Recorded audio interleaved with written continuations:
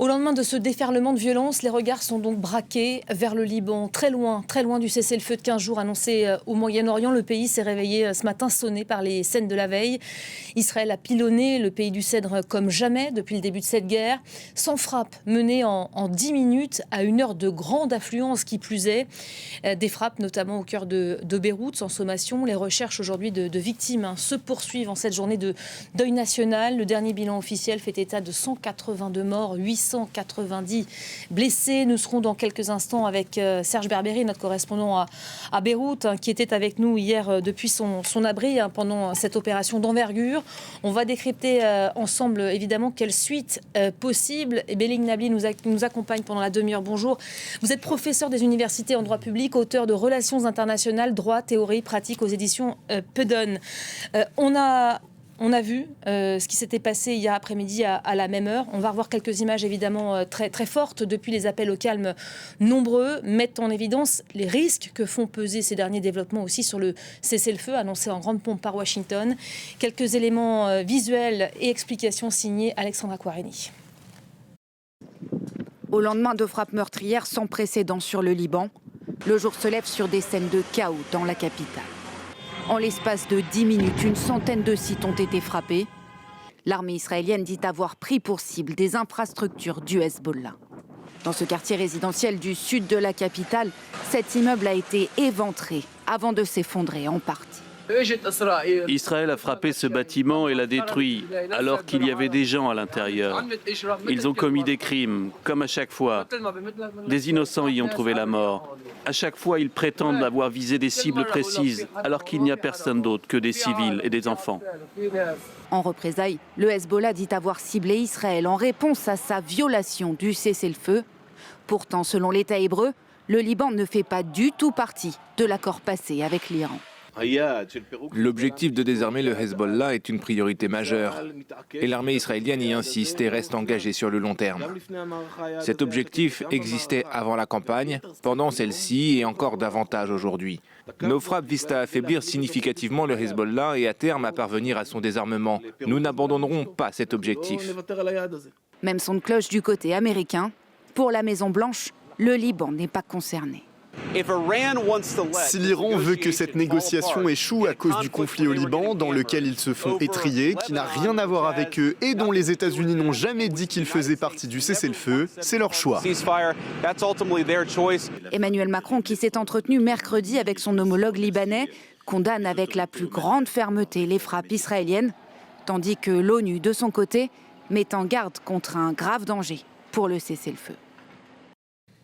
Belling Nabli, on vient de revoir ces images. On est encore au moment où on se parle en train de rechercher d'éventuelles victimes sous les décombres. Comment avez-vous vécu cette séquence hier ? On a mis quand même quelques minutes à comprendre ce qui était en train de se passer. Nous, on était avec Serge en direct sur cette antenne et c'est vrai qu'on n'a pas pris tout de suite la mesure de l'ampleur de l'opération qui était menée par l'État israélien. Disons qu'effectivement, c'est une séquence qui vient illustrer la manière dont l'armée israélienne neutralise le droit international dans ses opérations, en ce sens où incontestablement ces bombardements ne s'est pas appuyé sur la distinction entre civils et militaires, et en l'occurrence combattants du Hezbollah, et que cette indifférenciation est constitutive de crimes de guerre. Alors ce qui était assez remarquable, c'est que ces images, aussi spectaculaires soient-elles, nous renvoyaient directement à ce qu'on a pu voir à Gaza, et qu'on a eu ce sentiment d'une transposition du schéma militaire appliqué à Gaza au territoire libanais, le sud d'abord, puis Beyrouth désormais. Et cette indifférenciation, finalement, explique le bilan et le processus macabre qui consiste finalement à ne pas faire la différence entre civils et combattants, puis finalement à commettre des crimes internationaux dans l'impunité la plus totale. Et malheureusement, encore une fois, Gaza a constitué un laboratoire avec cette même conclusion qu'ont pu tirer les Israéliens. En dépit des crimes commis, ils ont échappé à toute sanction. Donc, qu'est-ce qui pourrait les empêcher de perpétuer ce schéma ? Telle est la question. J'aimerais que vous vous tourniez. L'image qui est derrière vous, c'est une image qui nous vient en direct de Beyrouth. On voit ces immeubles d'habitation. On est dans une zone résidentielle et on voit complètement cette façade d'immeubles éventrée et une autre partie qui est complètement au sol. Il y a les pelleteuses qui sont évidemment à l'œuvre. Aujourd'hui, vous faites la comparaison avec Gaza et vous n'êtes pas le seul d'ailleurs aujourd'hui. Ce qui se passe aujourd'hui au Liban, c'est la suite. C'est la suite. Dans l'esprit des Israéliens, il y a une différenciation dans la mesure où ils présentent finalement cette opération comme ayant un objectif de guerre, qui est finalement l'éradication du Hezbollah, du moins son désarmement. Le problème, c'est qu'on ne voit pas le lien entre cet objectif affiché officiellement et ce type d'opération qui consiste à frapper indistinctement au Liban, à commencer à raser le sud du Liban avec plus d'un million de civils qui ont été forcés de quitter leur terre, leur maison, et puis frapper des quartiers résidentiels au cœur de Beyrouth. Donc on ne voit pas comment les Israéliens pourraient justifier ce type d'opération qui, encore une fois, est constitutif de crimes de guerre. Et je me permets de renvoyer encore une fois à l'enjeu de la séquence qui s'est ouverte, je dirais, depuis le lendemain des attaques du 7 octobre 2023, à savoir le fait d'écarter, de neutraliser le droit international, ouvre une boîte de Pandore qui consiste à imposer la loi du plus fort dans l'impunité. Et ça donne le sentiment de pouvoir faire ce qu'on veut dès lors qu'on détient ou qu'on bénéficie d'un rapport de force militaire écrasant. On entendra dans le courant de cette émission tout à l'heure dans le club des témoignages de Libanais qui attestent du fait que les victimes aujourd'hui, pour la grande majorité, sont des civils, des femmes et des enfants. Première victime donc de ces frappes d'hier. On va aller prendre le pouls tout de suite à Beyrouth. On passe de l'image en direct à celle de Serge Berberi, qui est notre correspondant. Serge, qu'on retrouve donc 24 heures après. On était ensemble hier à la même heure quand Israël a décidé de lancer ces frappes, ce déluge de feu sur la capitale libanaise, notamment. Vous êtes sorti donc de l'abri. Un mot ce jour d'après, déjà, le Liban observe une journée de deuil national. Absolument, vous savez, la population aujourd'hui est vraiment dans le temps du choc. Aujourd'hui au Liban, donc un pays à l'arrêt, en deuil national, au lendemain donc, de cette journée très violente, la plus violente depuis le début de la guerre. Les administrations sont fermées aujourd'hui, les écoles aussi, les drapeaux en berne et surtout une population encore sous le coup. Il y a de la tristesse, beaucoup de colère et aussi, vous savez, un sentiment d'impuissance. Beaucoup de Libanais parlent d'un tournant parce que les frappes d'hier ont été à la fois massives et très rapides. Ils ont touché Beyrouth, mais aussi le sud, la Bekaa, en moins de 10 minutes. Et vous savez, ce matin, le bilan continue d'augmenter. On parle désormais au Liban de plus de 200 morts et plus d'1 millier de blessés, avec des chiffres qui continuent d'évoluer. Sur le terrain, les secours sont toujours à l'œuvre. Des équipes continuent de fouiller les décombres. Et dans les hôpitaux aussi, la situation reste extrêmement tendue. À Beyrouth, des équipes de Médecins sans frontières décrivent un afflux massif de blessés, dont des enfants avec des blessures graves. MSF parle aussi d'une situation chaotique où les patients arrivent en continu. Vous savez, dans le sud aussi du Liban, la situation est aussi extrêmement tendue. Les frappes ont repris ce matin. Ces frappes ont touché plusieurs localités. Des familles continuent de fuir le sud Liban. D'ailleurs, un passage a été ouvert aujourd'hui sur un pont stratégique qui avait été bombardé hier, mais dans un seul sens, donc vers le nord du Liban, et des mouvements de population donc qui sont toujours en cours. Donc le Liban est encore profondément marqué par ce qui s'est passé hier. Donc deuil national, mais aussi tension très très forte au Liban, avec de nouveaux tirs de missiles du Hezbollah aujourd'hui en direction d'Israël en réponse aux frappes massives d'hier. Voilà, et ce bilan qui continue de s'alourdir. On apprend à l'instant qu'il vient de passer à 203 morts au moins et plus de 1000 blessés. Et ça devrait être le cas pendant plusieurs jours encore. Un mot du message qui est envoyé par Israël au monde. Est-ce que vous voyez les messages envoyés depuis ce matin? On cesse de résumer la chose ainsi. Les Israéliens n'avaient pas envie, avaient exclu d'emblée d'intégrer le Liban à ce processus de cessez-le-feu. Ils l'avaient redit hier matin, la guerre continue au Liban, coûte que coûte. Ça, c'est le message qu'ils ont voulu envoyer avec cette opération. Il n'y a pas de hasard dans le calendrier. Oui, incontestablement. Disons que si on devait faire l'effort de rationaliser la séquence, on pourrait dire que le message consiste à dire que les Israéliens n'ont pas atteint leurs objectifs de guerre, tout simplement. Et je dirais même que si la guerre devait s'arrêter aujourd'hui, politiquement, le gouvernement Netanyahou aurait du mal à présenter la séquence comme une victoire sur l'Iran et sur le Hezbollah. Et c'est en cela qu'il y a une forme de radicalisation dans les opérations. C'est qu'il va falloir, d'une certaine manière, essayer de faire ce que le président Trump fait lui-même, essayer de vendre à son opinion publique, donc à l'opinion publique israélienne comme américaine, que cette guerre avait finalement un sens, qu'elle a abouti à une victoire, conclusion qui ne s'impose pas d'elle-même, eu égard à la situation actuelle. On aura peut-être l'occasion d'y revenir, mais tant au Liban qu'en Iran, difficile pour les Israéliens comme pour les Américains de faire la démonstration d'une victoire malgré un rapport de force militaire écrasant en leur faveur. Et c'est peut-être l'une des principales conclusions, si on devait prendre un peu de recul et, je dirais, en tant qu'observateur et analyste, c'est une guerre qui vient illustrer toute la limite de la puissance, ou l'impuissance de la puissance, pour paraphraser mon collègue Bertrand Badi. C'est-à-dire qu'en dépit de leur armée et de leur puissance militaire, Américains et Israéliens n'ont pas réussi à imposer, finalement, à atteindre leurs objectifs, et d'une part, ni à imposer leur narratif. Et c'est assez spectaculaire parce qu'on se retrouve dans une situation où les Iraniens sortent politiquement renforcés sur la scène régionale et internationale, notamment en imposant leur diktat sur le détroit d'Ormuz. Et le Hezbollah n'est pas forcément affaibli au Liban. Au contraire, la population qui a exprimé à différentes occasions une forme de défiance à l'égard du Hezbollah, aujourd'hui, avant de stigmatiser le Hezbollah, c'est vraiment Israël qui est ciblé par leurs critiques et leur colère. On peut le comprendre dans la mesure où les principales victimes libanaises de cette séquence sont des civils qui ne sont responsables en rien, finalement, de la situation régionale ou de l'insécurité en Israël.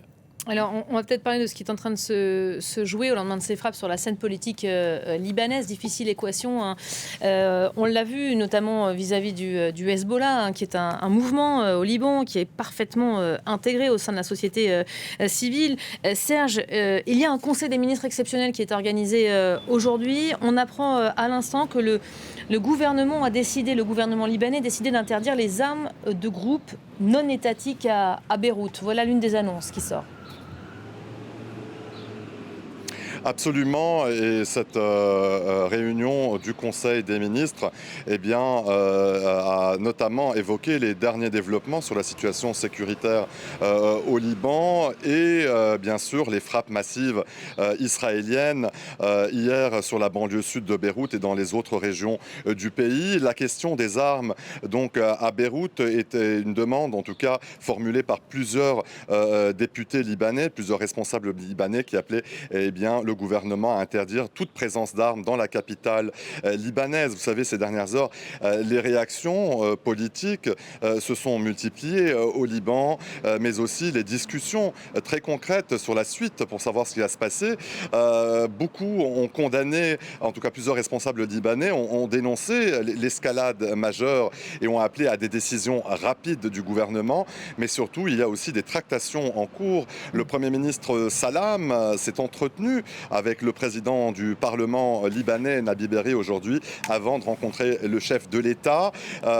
quelques minutes justement avant le début de ce Conseil des ministres qui réunit donc au palais présidentiel de Babda. 1 minute de silence a été observée au début de la séance en hommage aux victimes des frappes israéliennes. Mais au-delà du symbole, vous savez, l'enjeu est surtout politique. Vous savez, toutes ces discussions, ces tractations en cours, pourraient déboucher sur une décision libanaise concernant d'éventuelles négociations avec Israël. Donc on voit bien qu'il y a une tentative de reprise en main avec donc ce pouvoir exécutif qui cherche à définir une position claire, à rassurer les Libanais quant à leur sécurité dans un contexte toujours de forte pression. Et en parallèle, vous savez, les messages extérieurs continuent aussi. L'ONU appelle à un arrêt immédiat des hostilités au Liban et l'ONU rappelle aussi qu'il n'y a pas de solution militaire.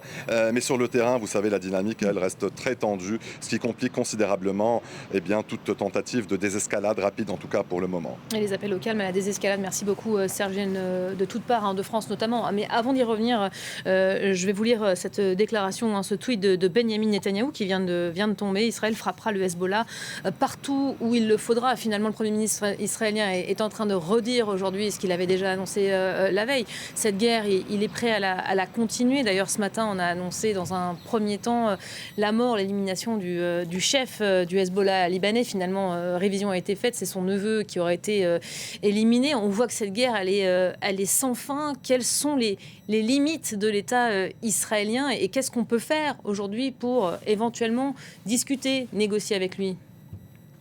C'est peut-être l'élément le plus vertigineux de cette séquence, à savoir qu'on a affaire à un État quand même, l'État d'Israël, qui ne conçoit son positionnement et son comportement au niveau régional qu'à travers le prisme de la force. Les Israéliens ne sont pas partie prenante dans les négociations ni avec l'Iran, ni avec le Hezbollah et de manière très diffuse avec l'État libanais lui-même.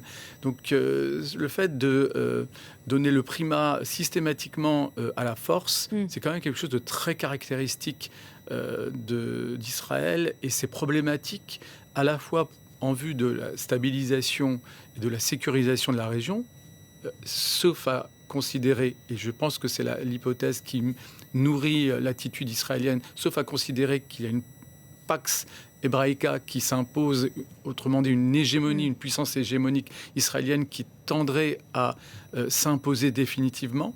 Et c'est d'autant plus problématique qu'on a affaire formellement ou a priori à une démocratie. Et là, on aurait donc affaire à un État qui se présente comme démocratique, qui, au-delà de sa situation coloniale vis-à-vis des Palestiniens, au niveau régional, cultive une relation privilégiée avec la force et le recours à la force dans la violation systématique du droit international. Donc ce sont eux qui ont entraîné les Américains il y a 40 jours. Ce sont eux, les Israéliens, qui ont convaincu Trump de passer à l'action en Iran. On voit que les Américains, l'administration américaine est sur toute autre chose aujourd'hui. Ce projet de cessez-le-feu, vite se désengager finalement de ce conflit. On sent cette volonté de se sortir rapidement de cette situation. C'est pas du tout la même temporalité du côté des Israéliens. Est-ce que la paix et le cessez-le-feu au Moyen-Orient est possible sans le Liban ? En fait, ce qui se passe, c'est que les officiels israéliens ont perçu les attaques du Hamas du 7 octobre comme une opportunité historique pour réaliser leurs objectifs plus ou moins avoués en Palestine, mais aussi à l'égard de l'Iran et ses proxys. Et en quoi ça a consisté ? En Palestine, l'accélération de la colonisation de la Cisjordanie, imposer et s'imposer à nouveau militairement à Gaza, et vis-à-vis de l'Iran, régler, solutionner le cas ou abattre le régime iranien, ce qui est l'obsession de Benyamin Netanyahou depuis plus d'une dizaine d'années, une quinzaine d'années. Il le dit officiellement à la tribune de l'ONU. Pour lui, il y a une obsession qu'il essaye de justifier. Et pour lui, il y a vu une opportunité historique. Donc, oui, sauf qu'aujourd'hui, on risque d'arriver à un résultat complètement contre-productif. On ne cesse de répéter sur les plateaux télé, et je pense à juste titre, que le régime iranien, même si Trump parle de new régime en permanence, de nouveau régime, que ce régime, il s'est radicalisé et que les choses pourraient être bien pires après. C'est là où on a affaire à la limite du recours à la force et au fait d'appréhender des problèmes diplomatiques et politiques à travers simplement le recours à la force. Ce n'est pas la relation avec l'Iran ne sera pas solutionnée par un recours à la force. Et c'est bien ça. C'est bien cette situation, cette limite qui éclate au grand jour, y compris pour les Israéliens. Sauf qu'il va falloir assumer cet échec, je dirais pas militaire, mais politique, à l'égard de Donald Trump, qui, comme vous l'avez rappelé, effectivement, s'est vu vendre finalement un schéma qui a consisté à abattre le régime iranien en quelques jours à travers un plan partiellement réalisé, notamment l'assassinat du guide suprême. Mais le régime iranien n'est pas un bloc homogène, c'est un hydre de Lerne. C'est-à-dire, si vous coupez certaines têtes, y compris au sommet, celles-ci repoussent à travers d'autres visages. Donc, encore une fois, le recours à l'assassinat ciblé, le recours à la destruction partielle du pays ne permettront pas de trouver une solution à la stabilisation de la région et à la sécurisation même d'Israël. D'une certaine manière, c'est véritablement cet échec politique qui risque à terme quand même de nourrir une forme de désarroi pour la société israélienne elle-même, qui, il faut bien le reconnaître, est elle-même animée par cette hubris, puisqu'il y a un soutien incontestable de la population israélienne à l'égard de l'offensive de son armée, tant à l'égard de l'Iran qu'à l'égard du Liban. Mais à un moment donné, puisque celle-ci se présente régulièrement comme une société démocratique, il va falloir tirer un certain nombre de conclusions de l'attitude de son armée qui commet des crimes de guerre et qui, aux yeux du monde, présente Israël finalement comme un État qui n'hésite pas à se comporter de manière criminelle. J'aimerais qu'on parle ensemble de ces négociations qui sont censées démarrer officiellement demain au Pakistan, donc discussion pour essayer d'avancer sur ce projet de cessez-le-feu. Il a commencé, lui, 15 jours sans frappe. Comment est-ce qu'on peut l'appréhender au regard de tout ce qu'on vient de rappeler ici, sans l'inclusion du Liban au processus? Est-ce que ça a une chance d'aboutir? On a aussi entendu deux narratifs complètement opposés et très distincts, le narratif américain, le narratif iranien. Les deux parlent de victoire, succès total pour Washington, succès plein pour les Iraniens. On ne parle pas de la même chose et de la même manière. Comment est-ce qu'on va réussir à sceller un accord durable ?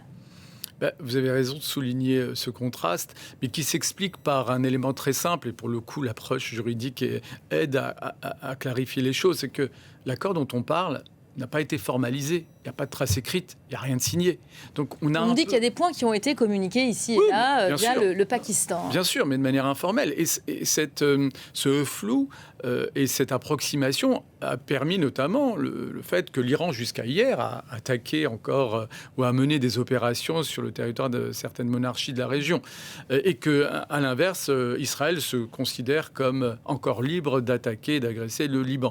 Donc on est dans une phase de transition en attendant la conclusion formelle d'un accord, en particulier entre l'Iran et les États-Unis, mais quid de la position israélienne ? C'est-à-dire qu'à un moment donné, Israël est un État souverain également. Il n'est pas tenu formellement par les engagements américains. Et donc, si les États-Unis concluent un accord avec l'Iran parce qu'ils y perçoivent notamment un intérêt, qui, a priori, consisterait à pouvoir tirer parti du nouveau statut qu'essaie d'imposer l'Iran vis-à-vis du détroit d'Ormuz, et donc c'est d'exploiter une nouvelle manne. Israéliens, ce n'est pas leur objectif, ce n'est pas ce qui les motive, cette dimension transactionnelle, mercantile qui guide, Donald Trump.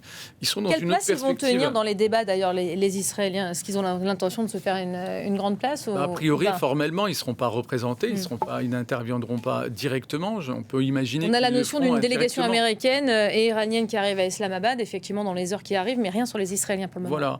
Donc, on peut imaginer malgré tout qu'ils puissent faire passer, transmettre auprès de la délégation américaine, pas forcément des éléments de langage, mais en tout cas des impératifs, des arguments à faire valoir. Mais c'est vraiment une donnée à prendre en considération. Si l'un des principaux acteurs de cette guerre n'est pas impliqué dans les négociations actuelles, il y a la question de savoir quel est l'intérêt et la portée du futur accord. Voilà, ce qui fait peser évidemment de gros doutes sur l'issue de cette séquence qui démarre officiellement demain. On ne doute pas qu'elle a déjà commencé en coulisses. Merci beaucoup Belling Nabi d'avoir été l'invité de l'info du jour. C'est déjà terminé. Merci aussi à Serge qui était en direct avec nous de Beyrouth. On continue évidemment à développer ce titre, les derniers développements au Moyen-Orient, notamment au Liban. C'est dans quelques instants dans le journal de Paris Direct. À tout de suite.